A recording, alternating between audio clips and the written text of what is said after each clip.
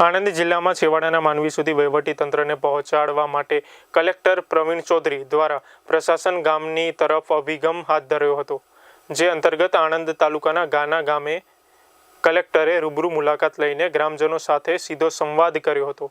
ગ્રામ સંવાદ અને રાત્રિ સભાના માધ્યમથી કલેક્ટરે લોકોની સમસ્યાઓ સ્થળ પર જ સાંભળી હતી અને તેનો તાત્કાલિક નિકાલ લાવવા માટેની તૈયારીઓ દર્શાવી હતી। ગ્રામસભા દરમિયાન ગ્રામજનો દ્વારા આંતરિક રસ્તાઓની મરામત, લટકતા સ્ટ્રીટ લાઇટના વાયરો, મહેસૂલી રેકોર્ડની વિસંગતતા અને પ્રાથમિક શાળાના નવા મકાન જેવી પાયાની રજૂઆતો કરવામાં આવી હતી।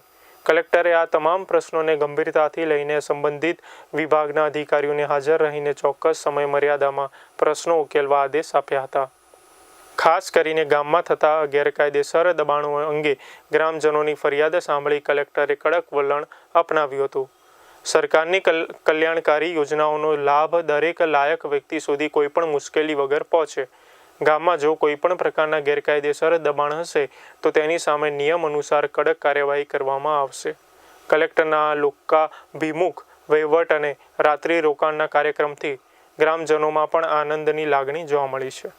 પ્રશાસન જ્યારે પોતે જનતાના દ્વારે પહોંચે છે ત્યારે લોકોનો સરકાર અને તંત્ર પરનો વિશ્વાસ વધુ મજબૂત બને છે, તેવો સંદેશ આ બેઠક દ્વારા આપવામાં આવ્યો હતો।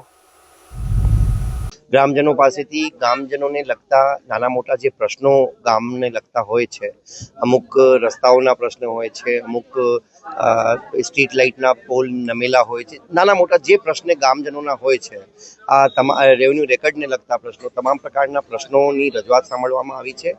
પ્રશ્નોનો તાત્કાલિક નિરાકરણ માટે લોકાભિમુખ વહીવટ જે સરકારશ્રીનો એક ધ્યેય છે કે પ્રશાસન ગાંવ કી ઓર, પ્રશાસન ગામની તરફ વળવું જોઈએ, તો આના જ ભાગરૂપે આજરોજ ગાના મુકામે રાત્રિ મુકામનું આયોજન કરવામાં આવ્યું છે।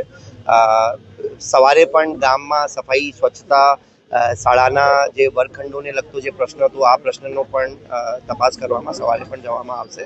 અને આ જે સરકારશ્રીનો જે ધ્યેય છે કે સરકાર લોકો સુધી જાય અને લોકોના પ્રશ્ન પ્રત્યક્ષ રીતે ડાયરેક્ટલી આપણે જાણી શકીએ, આના માટે આજે આ ગાના મુકામે ગામજનો સાથે સંવાદ યોજવામાં આવ્યો।